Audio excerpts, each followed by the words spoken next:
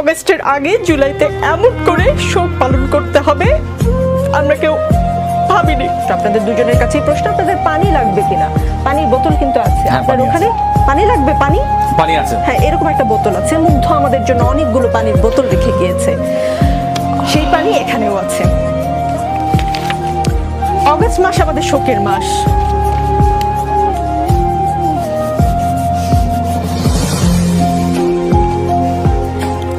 অগস্টের আগে জুলাইতে এমন করে শোক পালন করতে হবে আমরা কেউ ভাবিনি।